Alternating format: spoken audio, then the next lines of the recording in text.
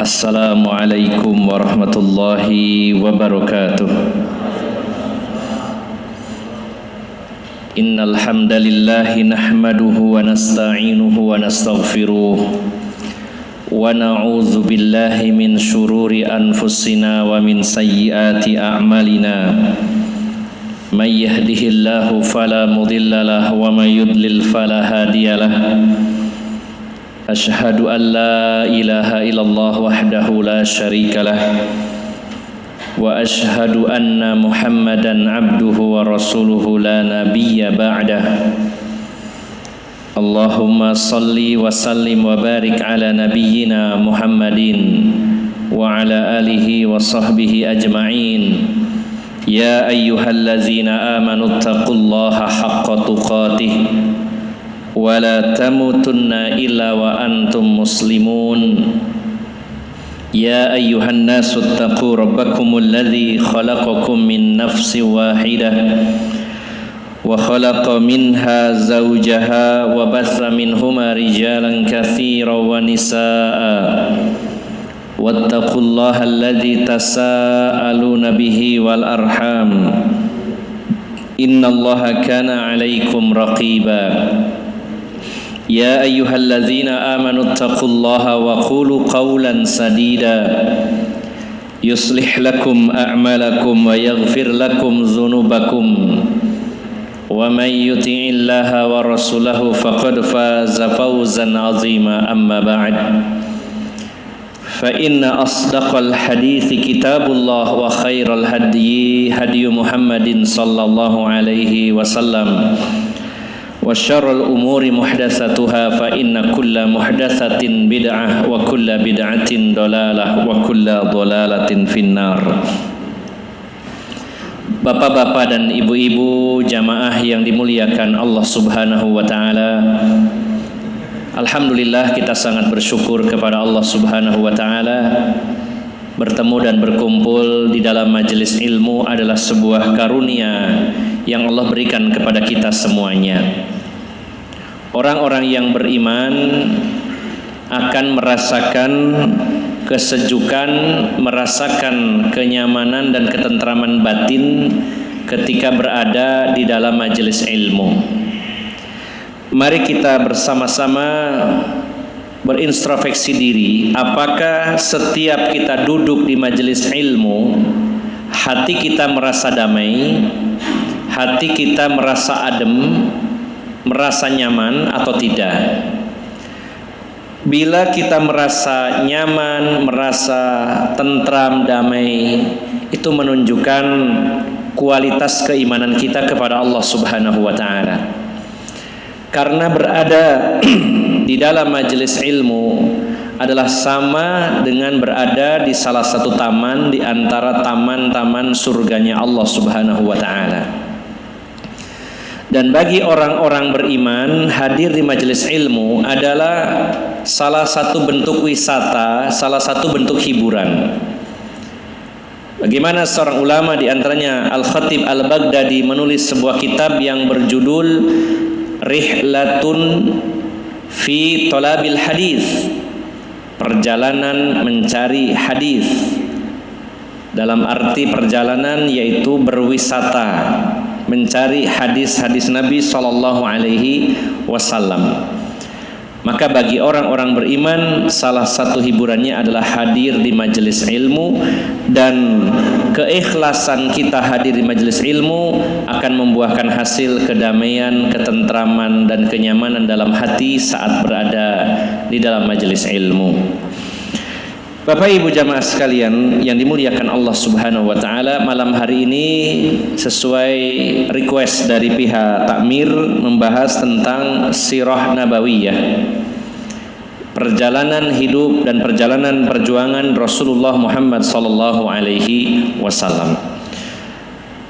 Kali ini tema secara spesifik, secara khusus, yaitu tentang kapan Rasulullah Muhammad sallallahu alaihi wasallam itu menangis. Sebelum itu, Bapak Ibu jamaah sekalian, saya ingin menegaskan bahwa mengkaji sirah nabawiyah, merupakan upaya kita agar Allah menganugerahkan keteguhan hati saat di alam kubur ditanya oleh malaikat Munkar dan Nakir pada soal yang kedua. Karena ada 3 pertanyaan. Yang pertama, man rabbuka, siapa Tuhanmu? Yang kedua, waman nabiyuka, siapa nabimu? Dan yang ketiga, wama dinuka, apa agamamu?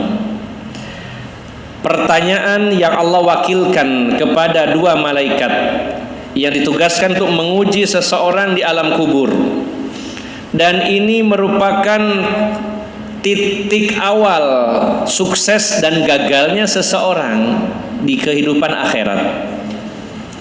Karena Rasulullah menyatakan innal qabra awwalu manzilin min manazilil akhirah. Alam kubur adalah persinggahan pertama bagi orang-orang yang sudah meninggal dunia. Persinggahan pertama sebelum persinggahan-persinggahan yang lainnya. Maka Rasulullah menyatakan barang siapa yang selamat di alam kubur, faman naja minhu fama ba'dahu aisaru minhu, siapa yang selamat di alam kubur maka yang setelahnya jauh lebih mudah. Faman lam yanju fama ba'dahu asyaddu minhu, siapa yang tidak selamat di alam kubur yang setelahnya lebih berat lagi. Nasib seseorang di alam kubur adalah barometer keselamatan atau tidaknya seseorang di alam akhirat. Ujian pertama, kalau lolos setelahnya mudah, kalau tidak lolos berat. Dan ujian itu dengan diajukannya 3 pertanyaan kepada kita. Bila ada yang berpikir bahwa pertanyaannya pendek dan mudah, jawabannya lebih pendek. Kalau ditanya siapa Tuhanmu, jawabnya Allah. Siapa nabimu, Nabi Muhammad SAW. Apa agamamu, Islam, kan pendek, kan mudah. Bapak Ibu jamaah sekalian yang dimuliakan Allah Subhanahu wa taala, seseorang yang bisa menjawab atau tidak di alam kubur ini bukan perkara mudah atau tidaknya, tapi apakah dia diberi keteguhan, diberi kemampuan oleh Allah atau tidak. Jangankan di alam kubur, di dunia saja kita bisa bicara, bukan menjawab, bisa bicara saja. Ini atas pertolongan Allah Subhanahu wa taala. Kalau Allah berkehendak mencabut kenikmatan bisa berbicara, kita tidak bisa bicara. Berapa banyak ibrah, pelajaran Allah hadirkan di tengah-tengah kita, saudara kita yang memang diberi ujian oleh Allah tidak bisa berbicara. Mungkin karena nun sewu, karena tunawicara, mungkin juga ada yang ditakdirkan pita suaranya rusak sehingga tidak jelas atau bahkan kehilangan kemampuan berbicara. Mungkin diuji dengan stroke sehingga kesulitan berbicara. Maka bisa berbicara, ini adalah anugerah dari Allah Subhanahu wa taala.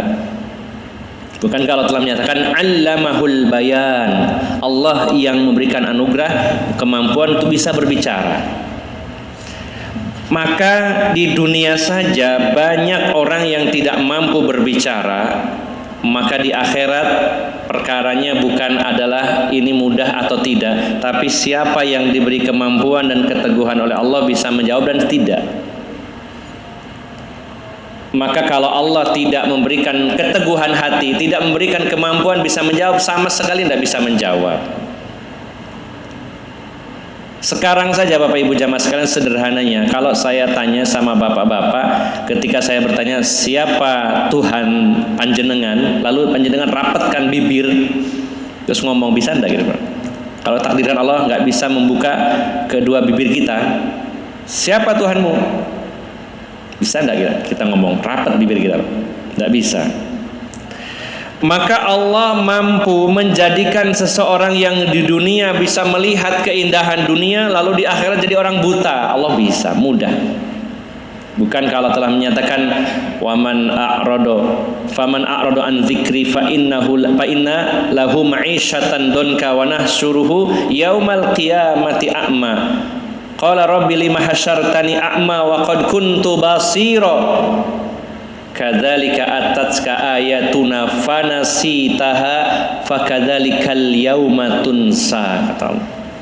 Siapa yang berpaling dari peringatanku, maka akan aku berikan kehidupan yang sempit, dan di akhirat akan dikumpulkan di padang mahsyar dalam keadaan buta. Dia akan bertanya, ya Allah, waktu di dunia saya melihat, kenapa sekarang jadi buta? Kata Allah, itulah akibatnya kalau dulu saya berikan peringatan kepada kamu lalu kamu lupakan. Maka wajar kalau hari ini kamu dilupakan.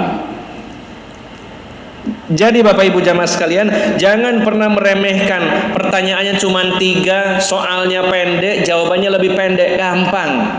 Bukan perkara itu. Siapa yang bisa menjawab atau tidak, itu terserah Allah, diberikah kemampuan atau tidak. Lalu bagaimana usaha dan upaya kita agar kita diberi keteguhan hati supaya kita bisa menjawab pertanyaan kubur yang 3 tadi? Maka upaya kita adalah saat ini kita mempelajari tentang 3 perkara tersebut, yaitu ma'rifatullah wa ma'rifatun Nabi sallallahu alaihi wasallam wa ma'rifatu dinil Islami bil adillah. Mengenal Allah, mengenal Nabi Muhammad sallallahu alaihi wasallam, mengenal Islam dengan dalil-dalil. Pertanyaannya adalah, kitab apa yang pernah kita kaji untuk lebih mengenal Allah? Majelis taklim di mana yang kita datangi untuk lebih mengenal Allah Subhanahu wa taala? Kitab apa yang kita pelajari untuk lebih mengenal Rasulullah sallallahu alaihi wasallam? Kitab apa supaya kita lebih mengenal Islam? Masing-masing dari kita harus berupaya berlomba-lomba mempelajarinya. Mengenal Allah, kita berusaha misalkan ngaji kitab Fathul Majid, syarah kitab Tauhid, lanjutkan dengan kajian kitab yang lebih spesifik, Al-Aqidah, Al-Wasitiyah diantaranya, yang mayoritas isinya membahas tentang sifat-sifat Allah. Naikkan lagi mungkin Al-Aqidah Al-At-Tahawiyah dan seterusnya. Mengenal tentang Islam, bisa mempelajari kitab Fadlul Islam atau Risalatu Fadlil Islam karangan atau penulis Syekh Muhammad bin Abdul Wahab. Begitu pula mengenal Rasulullah Muhammad sallallahu alaihi wasallam harus banyak referensi, dan saya tegaskan mari kita mengupgrade keilmuan kita tentang sirah nabawi. Sering saya ulang-ulang. Bukankah kita punya motor saja inginnya di-upgrade terus ya Pak ya? Kalau dulu 100 cc naik 125, masih kurang juga naik 150, masih kurang juga naik 250. Kalau ndak ada uangnya ya boraf yang 150 jadi 200. Di-upgrade terus. Handphone ya, kalau dulu RAM-nya cuma 2, sekarang harus 8, di-upgrade. Laptop di-upgrade. Ya. Maka pertanyaannya, mengapa ilmu kita tentang sirah nabawi kita tidak mengupgrade-nya? Bagaimana cara mengupgrade-nya? Ada peningkatan referensi dalam mengkaji sirah nabawiyah. Ini beberapa kali saya mengajak kepada diri saya sendiri khususnya, umumnya kepada Bapak Ibu jamaah sekalian. Kalau dulu waktu sekolah SD, SMP, SMA, kita mempelajari tentang perjalanan hidup Rasulullah hanya mendengar dari guru kita cerita-cerita. Di buku pelajaran juga hanya sepintas saja, bahkan nyaris tanpa referensi. Apakah sirah nabawiyah ini bisa dipertanggungjawabkan atau tidak? Pokoknya kita dengerin, kita terima waktu itu. Ini cukup bagus ya, sejak kecil sudah ditanamkan ilmu tentang bagaimana perjuangan dan kehidupan Rasulullah SAW. Tapi harus di-upgrade Bapak Ibu jamaah sekalian. Oh ternyata setelah usia 40 baru sadar saya harus belajar tentang sirah nabawiyah yang bisa dipertanggungjawabkan secara ilmiah. Referensinya jelas. Dari siapa kisah tersebut ada, sanadnya bersambung tidak. Kita naikkan misalkan kaji kitab Raudhatul Anwar fi Siratin Nabiyil Mukhtar, taman yang bersinar tentang sirah Nabi yang terpilih. tulisan Syekh Sofiur Rahman Mubarak Kafuri yang mendapat penghargaan dari kerajaan Saudi sebagai kitab sirah yang sangat bagus ya. Ini kitab tipis, tidak terlalu tebal ya, dan referensinya kuat. Nah, kita tambahkan lagi, kita upgrade lagi, ingin mempelajari kehidupan Rasulullah secara spesifik. Misalkan ada kitab yang khusus membahas perang-perangnya Rasulullah SAW. Ini sering saya ulang.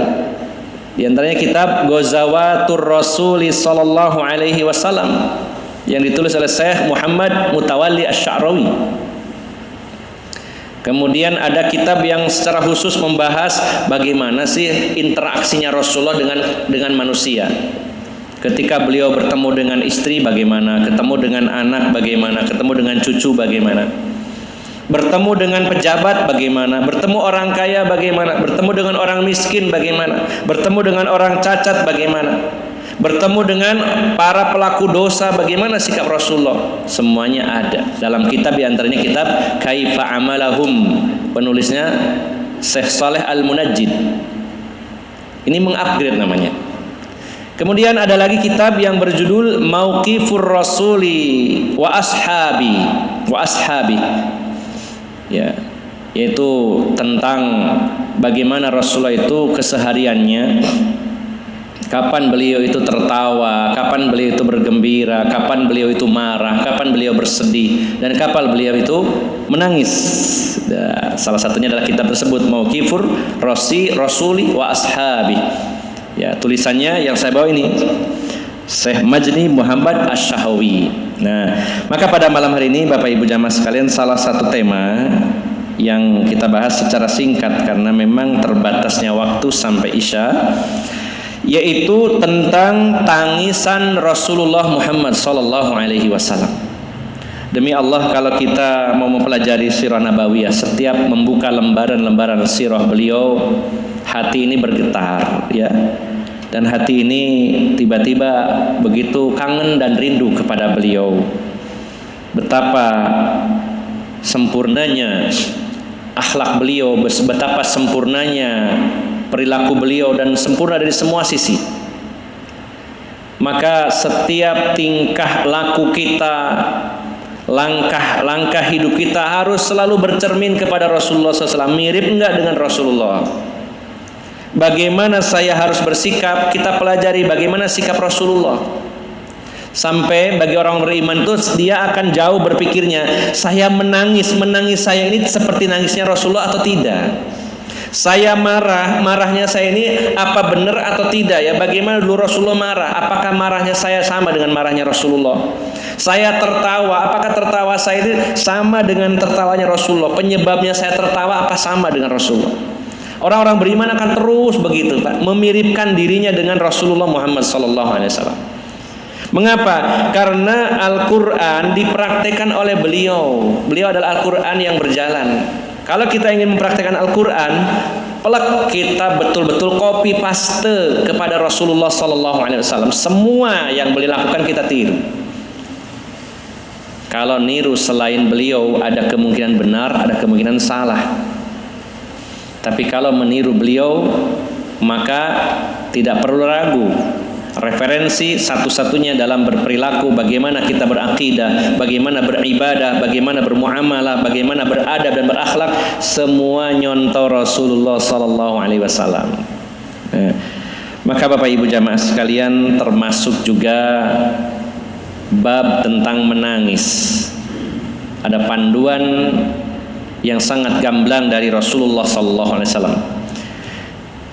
Poin awal yang pertama Bapak Ibu jamaah sekalian, Rasulullah sallallahu alaihi wasallam itu ketika tertawa beliau tidak berlebih-lebihan, begitu pula ketika menangis beliau tidak berlebih-lebihan.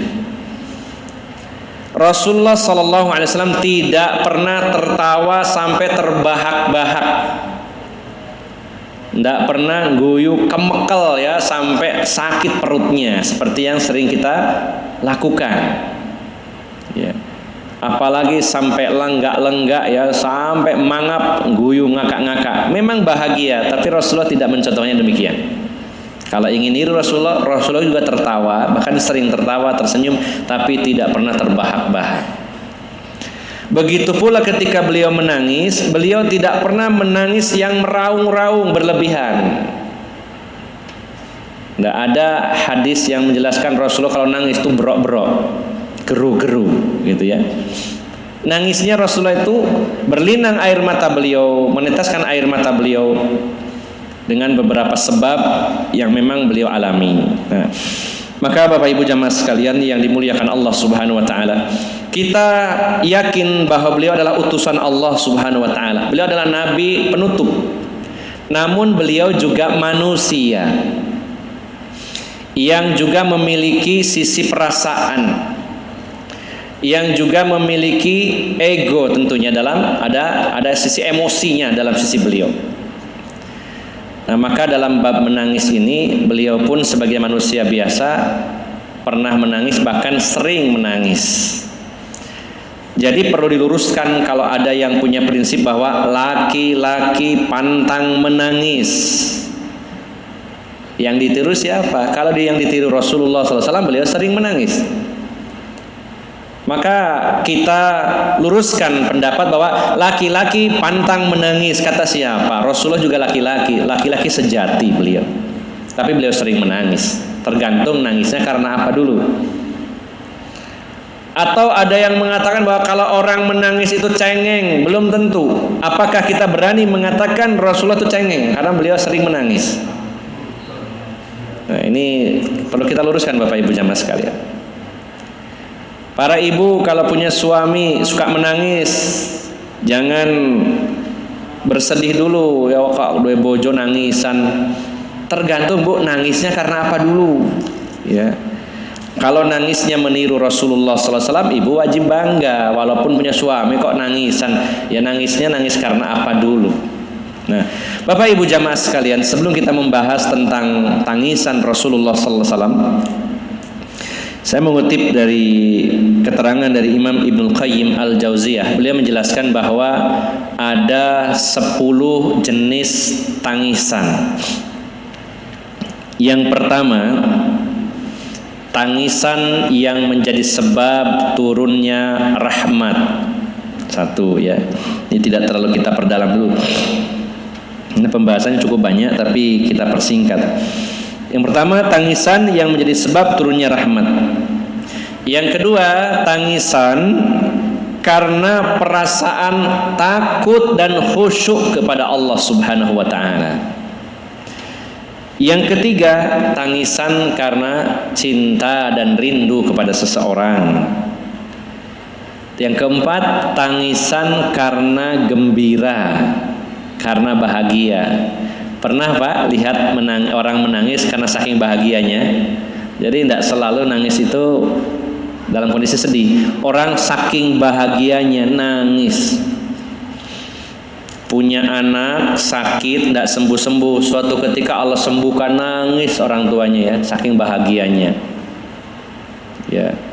Sampai para ulama membedakan kalau nangis sedih dan bahagia itu bedanya dari suhu air matanya, walaupun nggak diukur dengan termometer ya. Kalau tangisan bahagia itu cenderung air matanya dingin, badannya hangat tapi air matanya dingin, itu kalau bahagia Pak.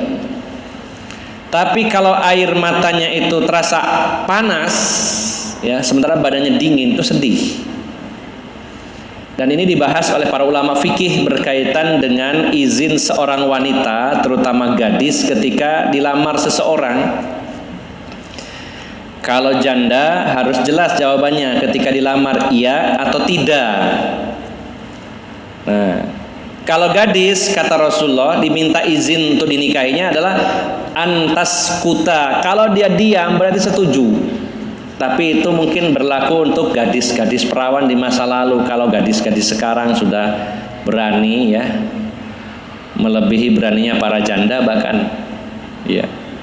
Saya pernah bahkan sering diminta tolong oleh teman-teman, Ustadz minta tolong lamarkan anak saya, ada gadis, Ustadz yang ngomong nanti rombongan berapa mobil, terus saya yang bicara kepada orang tua si gadis, mesti dipanggil sama bapaknya, ya pondok gelem sampean dirabi Mas Iki, guyang guyuk ngakak-ngakak gitu loh.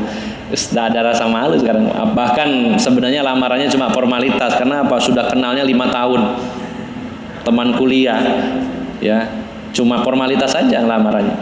Tapi kalau di masa lalu, kalau gadis ditanya, "Dok, sampean mau nggak dinikah Mas ini?" Kalau diem berarti setuju. Kalau jawab tidak, atau mungkin ya kelihatan dari body language-nya nggak mau, ya berarti nggak mau. Tapi kalau diem berarti setuju. Nah, masalahnya adalah para ulama membahas bagaimana kalau seorang gadis ditanya orang tuanya, "Dok, sampean gelem tadi rabi Mas Iki," terus nangis.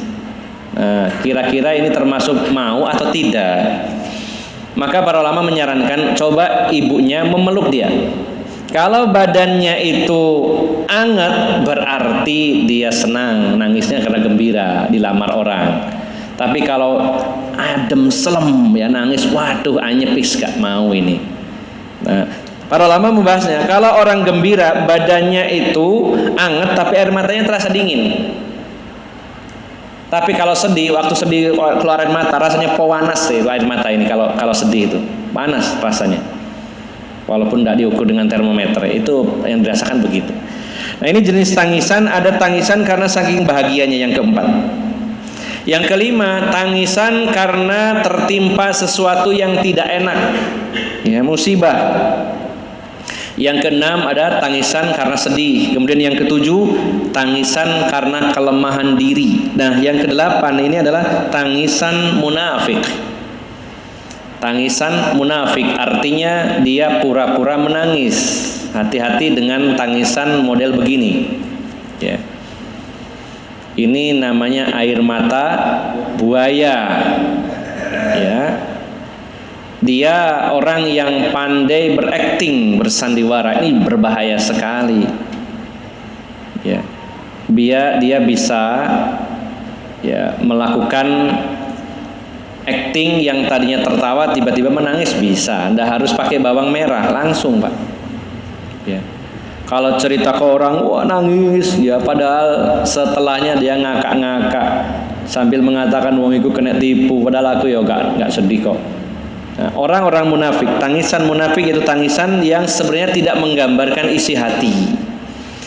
Kemudian ada juga tangisan karena ada yang memerintahkan tuh nangis, ya. Tangisan karena dipaksa orang lain untuk menangis. Ada Pak orang pekerjaannya itu menangisi mayat lalu dibayar. Di dalam ajaran agama lain ada, ya. Semakin banyak yang nangis, semakin naik levelnya orang ini. Oh, banyak yang nangis, dan itu dibayar, Pak. Jadi ada memang orang yang profesinya nangisi jenazah, itu ada, dan itu dibayar.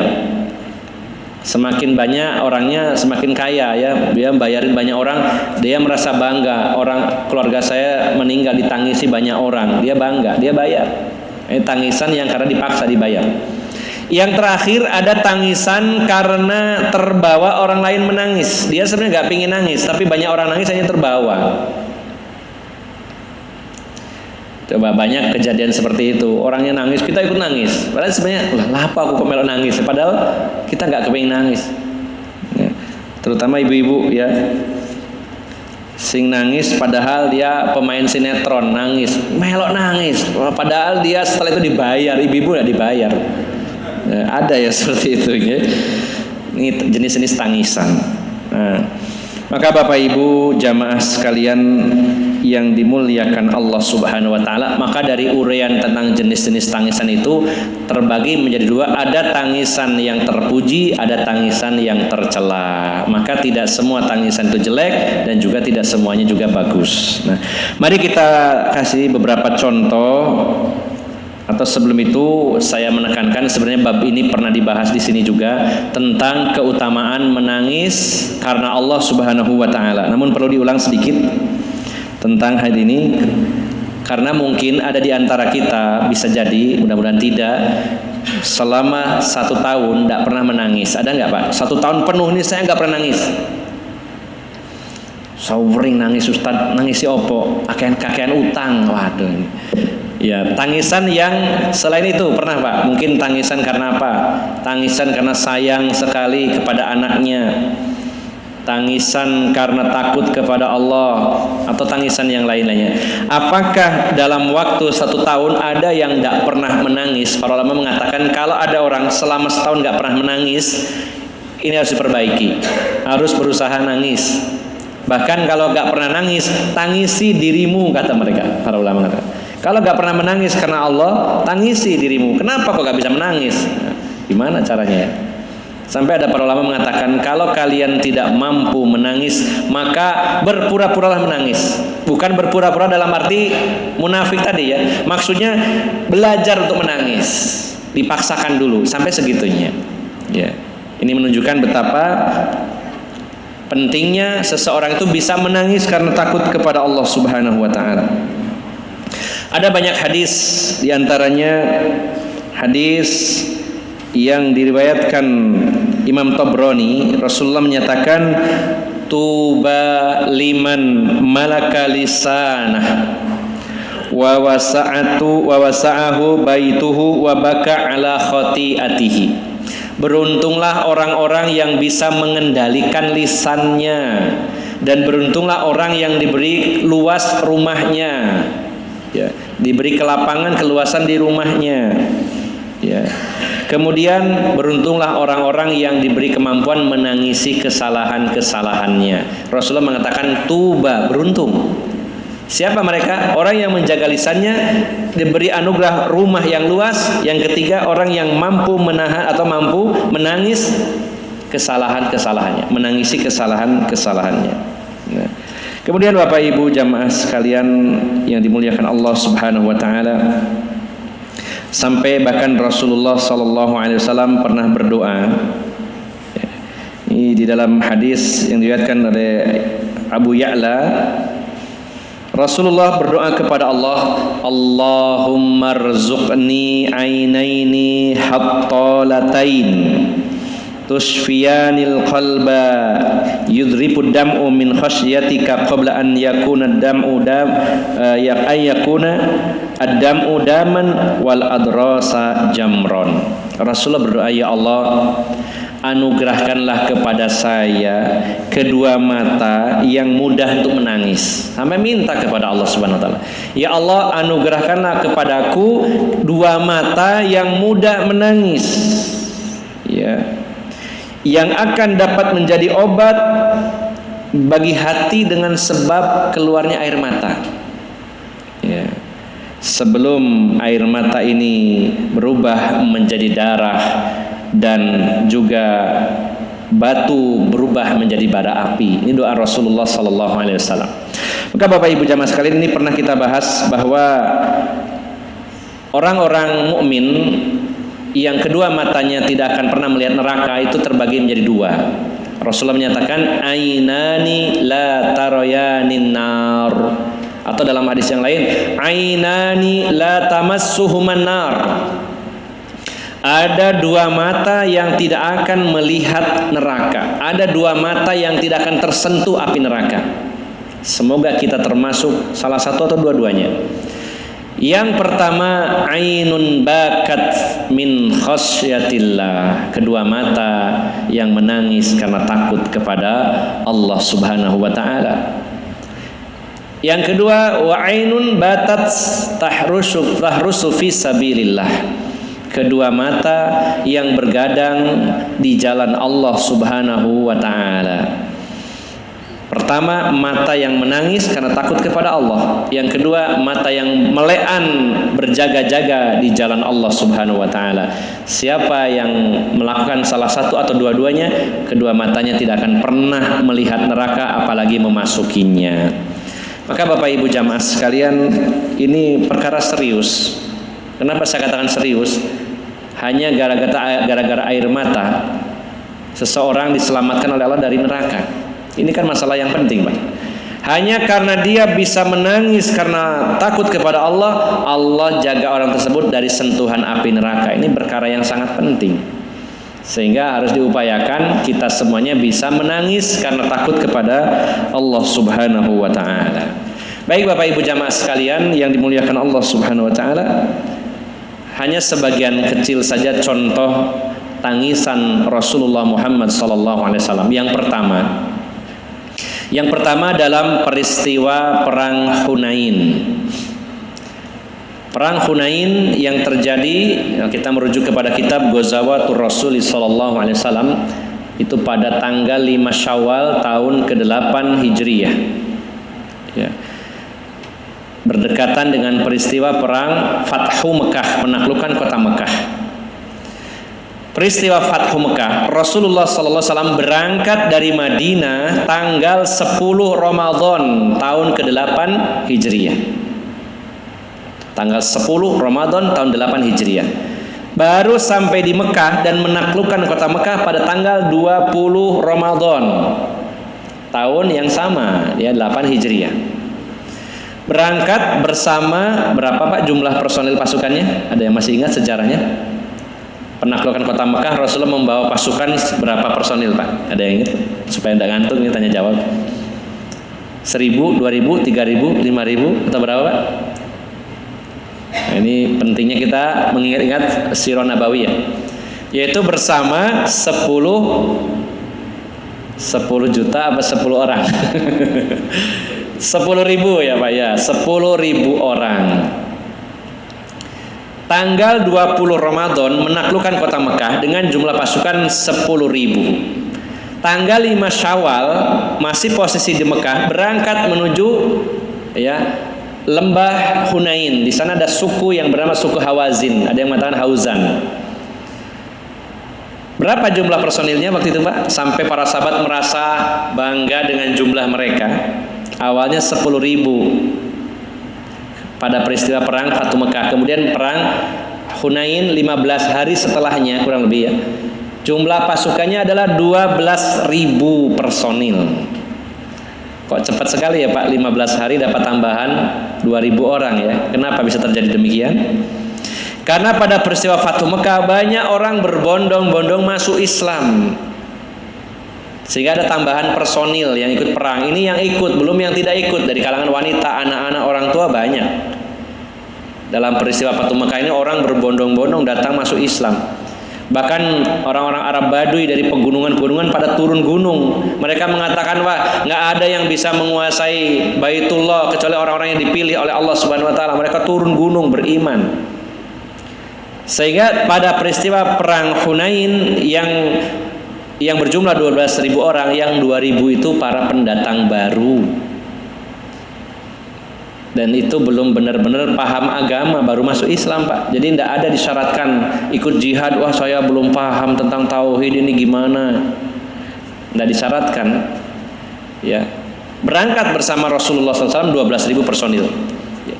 Makanya pantasan dalam peristiwa perang Hunain waktu pulangnya melewati sebuah pohon yang bernama Zatu Anwat.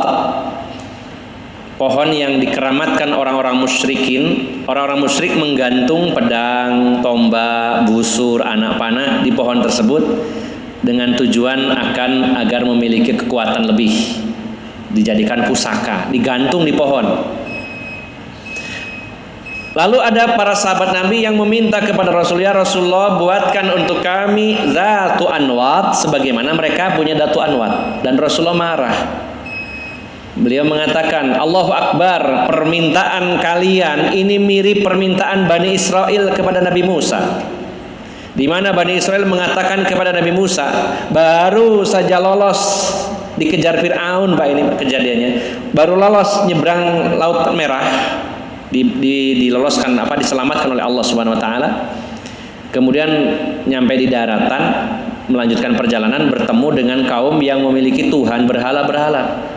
Mereka punya berhala. Maka Bani Israel meminta kepada Nabi Musa, wahai Nabi Musa, buatkan berhala-berhala sebagaimana mereka punya. Untuk kami ini butuh berhala juga. Maka ketika ada sahabat Nabi yang meminta kepada Rasulullah, ya Rasulullah buatkan untuk kami Zatu Anwat sebagaimana mereka punya Zatu Anwat. Kata Rasulullah, ucapan kalian mirip dengan Bani Israel kepada Nabi Musa. Pertanyaannya, apa sahabat sampai segitunya ya minta dicarikan pohon keramat? Nah, ternyata pada peristiwa perang Hunain ini banyak orang yang baru masuk Islam, belum paham. Nah, Rasulullah menjelaskan itu nggak boleh. Jadi tidak boleh kita menjadikan pohon-pohon keramat, batu keramat, ya, bahkan sampai masjid keramat. Yang boleh masjid keramut harus, ya. Kalau keramat jangan Pak, jangan dikeramatkan. Masjid yang spesial yang beda dengan masjid lainnya cuma 3 masjid, Masjidil Haram, Masjid Nabawi, Masjid Al-Aqsa, selainnya sama, tidak ada yang dikeramatkan. Nah, maka pada peristiwa perang Hunain, kita lanjutkan sedikit lagi. Karena Rasulullah SAW mendapatkan harta fai, ya, fai ini yaitu rampasan perang, karena terbagi 2 ya, ada ghanimah, ada fai. Kalau ghanimah Rasulullah dapat khumusul ghanimah, 1/5-nya ghanimah. Kalau fai semuanya untuk Rasulullah dan Allah, maksudnya dibagi oleh Rasulullah kepada kaum muslimin, terserah Rasulullah yang membagi. Nah, pada peristiwa pembagian rampasan perang Hunain ini, Rasulullah SAW mengutamakan para pembesar Quraisy yang baru masuk Islam, dan para sahabat Ansor tidak dikasih bagian sama sekali. Padahal rampasan perangnya banyak. Ada salah satu tokoh Quraisy yang baru masuk Islam dikasih Rasulullah 100 ekor unta. Berapa miliar Pak itu Pak? 1 ekor saja anggaplah 50 juta 1 ekor. Dan nggak mungkin ya ada unta harganya 3 juta kayak kambing Pak, ya kan lebih mahal dari sapi, ya. Sapi aja ada yang 30 juta, ya kalau unta lebih dari itu. 50 juta kalikan 100 ekor berapa itu Pak? 5 miliar ya Pak, ya 5 miliar. Ada seorang tokoh Quraisy yang sampai dikasih unta itu 100 ekor sendirian oleh Rasulullah SAW. Tokoh-tokoh yang lainnya ada yang diberi emas, diberi kambing dan lain-lain. Sementara sahabat-sahabat Ansor yang juga terlibat dalam perang tersebut tidak dikasih oleh Rasulullah SAW. Maka yang namanya juga manusia, mereka merasa mungkin ya, bukan semata-mata harta, tapi mereka mengatakan, kok kita nggak dikasih ya Rasulullah, apa nggak perhatian ya sama kita? Ya, terjadilah gejolak di kalangan sahabat Ansor. Kenapa Rasulullah memberi lebih kepada orang-orang yang baru masuk Islam, sementara kita sahabat Ansor nggak dikasih oleh Rasulullah SAW? Ya. Maka akhirnya Rasulullah mendengar berita bahwa ada gejolak di kalangan sahabat Ansor. Rasulullah menemui mereka di tenda-tenda mereka. Rasulullah mengumumkan, siapapun yang bukan sahabat Ansor tolong minggir dulu, pergi dulu. Saya ingin bicara khusus dengan para sahabat Ansor. Yang bukan Ansor silakan pindah tempat dulu ya. Jumlah pasukannya banyak. Maka selain sahabat Ansor pada keluar, hanya tinggal sahabat Ansor. Singkatnya adalah Rasulullah saat itu ya berkhutbah di hadapan atau berbicara dengan para sahabat Ansor, dikerumuni Rasulullah dengan para sahabat Ansor. Kata Rasulullah, saya telah mendengar berita tentang ucapan kalian yang memang merasa tidak nyaman, merasa tidak diperhatikan oleh saya. Karena saya membagikan ghanimah, aku membagikan ghanimah kepada orang-orang yang baru masuk Islam, kata Rasulullah. Ketahuilah wahai para sahabat Ansor, sesungguhnya aku mengkhususkan orang-orang yang baru masuk Islam dalam rangka ta'liful qulub, dalam rangka melunakkan hati mereka agar mereka semakin senang jadi orang Islam. Baru masuk Islam hitungan hari dapat banyak, wah senang ya orang Islam. Namanya juga baru masuk Islam. Inilah namanya mu'alaf.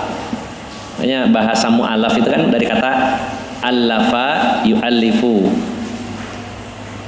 Objek pelakunya disebut mu'allif, yang objeknya mu'allaf. Mu'allaf itu artinya orang, mu'allaf artinya orang yang dirayu hatinya, yang dibujuk hatinya.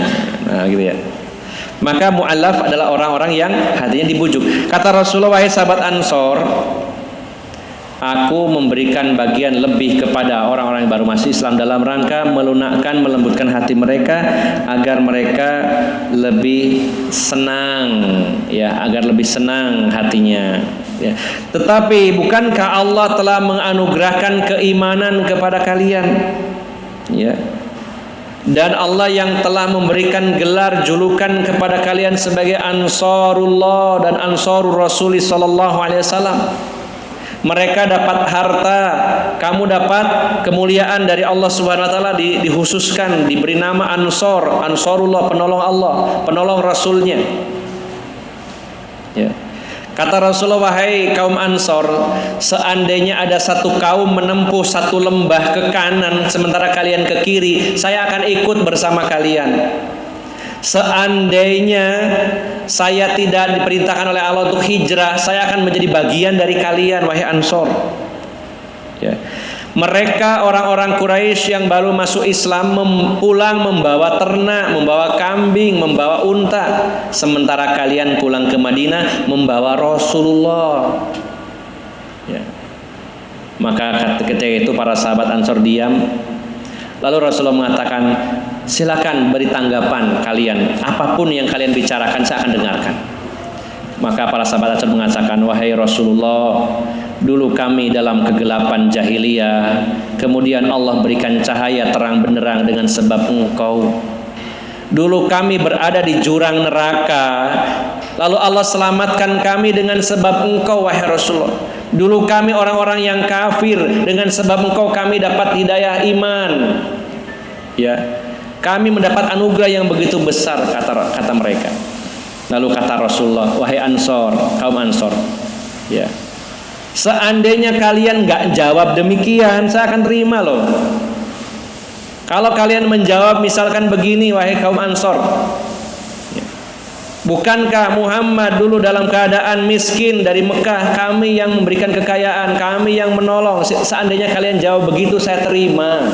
Rasulullah, tidak apa-apa. Ya, Rasulullah juga ya punya perasaan. Ya, Rasulullah mengatakan, jawaban kalian yang begitu luar biasa, seandainya kebalikannya, saya tetap akan terima. Wahai sahabat Ansar, harusnya kalian menjawab, Muhammad ini dulu dalam keadaan butuh bantuan, kita bantu. Muhammad ini dalam keadaan miskin, kita bantu. Muhammad ini butuh penolong, kita tolong. Seandainya kalian jawab itu, saya terima dengan lapang dada, dan itu tidak akan saya salahkan. Ya. Maka mendengar itu para sahabat Ansor menangis seluruhnya. Ya, di hadapan Rasulullah menangis, banjir air mata pada saat itu karena terharu dengan ucapan Rasulullah SAW. Maka Rasulullah pun akhirnya menangis bersama mereka. Nah, ini salah satu contoh peristiwa bagaimana tangisan Rasulullah SAW. Rasulullah menangis karena bergembira bisa bersama dengan para sahabat Ansor yang dengan legowo sukarela lebih mencintai Rasulullah daripada gonimah atau rampasan perang setelah mendapat penjelasan dari Rasulullah SAW. Para sahabat Ansor yang tadinya ganjel akhirnya merasa lega dan justru merasa lebih bersyukur kepada Allah bahwa mereka cuma dapat harta sementara kami dapat keutamaan dari Allah Subhanahu wa taala.